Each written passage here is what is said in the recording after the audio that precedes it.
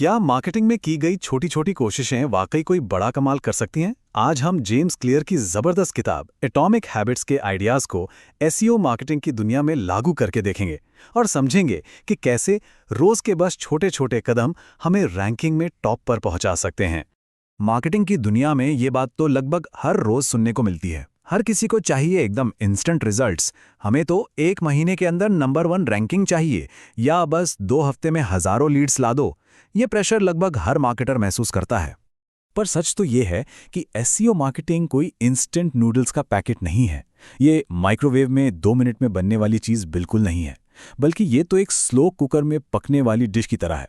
एक ऐसी compounding process जहां असली मजा और नतीजे दोनों ही समय के साथ बेहतर होते जाते हैं।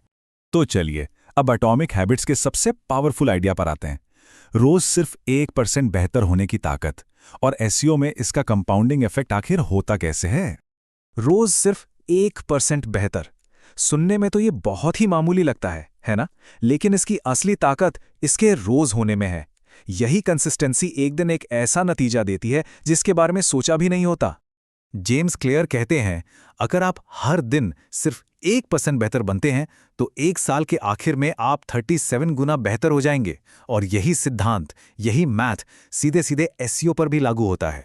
जरा सोच कर देखिए, मान लीजिए आज एक मेटा टाइटल ठीक किया, कल एक ऑप्टिमाइज किया हुआ ब्लॉग पब्लिश कर दिया, परसों कहीं से एक अच्छा बैकलिंक मिल गया, अगले हफ्ते साइट की स्पीड को थोड़ा सा बेहतर कर दिया। ये छोटे छोटे कदम शायद तुरंत कोई बड़ा तूफान ना लाएं, लेकिन कुछ महीनों बाद यही सब मिलकर अथॉरिटी और रैंकिंग में एक जबरदस्त उछाल लाते हैं। यहाँ एक बहुत ही जरूरी बात समझने वाली है।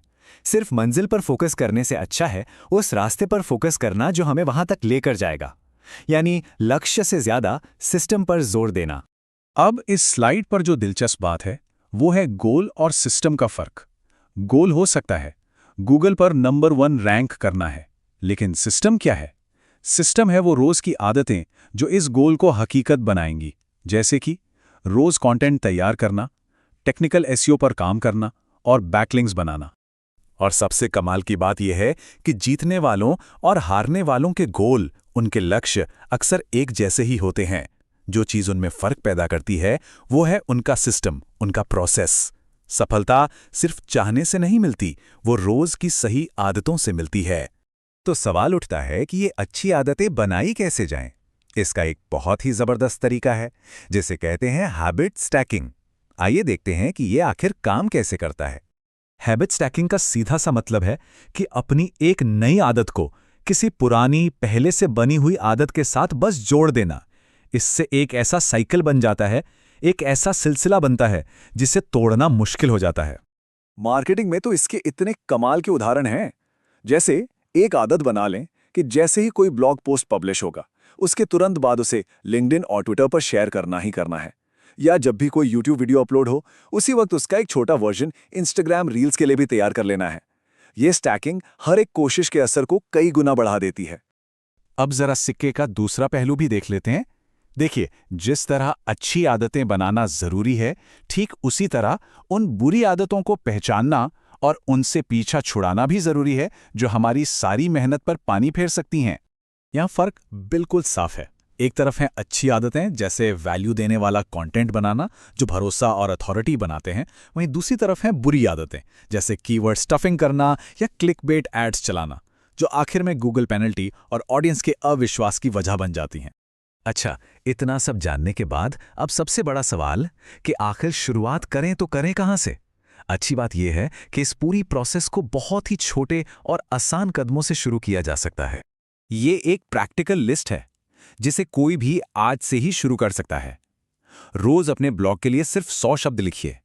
हर दिन बस एक पेज को कीवर्ड के लिए ऑप्टिमाइज कीजिए। हफ्ते में सिर्फ एक बैकलिंक बनाने का टारगेट रखिए। ये आदतें इतनी छोटी हैं कि इन्हें न करने का कोई बहाना नहीं चलेगा, लेकिन इनका असर बहुत बड़ा होता है। तो इस पूरी बातचीत का निचोड़ बस इतना सा है, बड़ी सफलता कोई एक दिन का चमत्कार नहीं है। ये असल में समय के साथ रोज की छोटी छोटी आदतों का इकट्ठा हुआ नतीजा है। और आखिर में एक सवाल जो सोचने पर मजबूर करता है, क्या हमारी मार्केटिंग सिर्फ लक्ष्यों को पाने की एक तेज दौड़ है, एक स्प्रिंट है, या फिर ये रोज की आदतों से बना एक मजबूत सिस्टम है? इसका जवाब जो भी होगा वो नतीजों में साफ झलकेगा।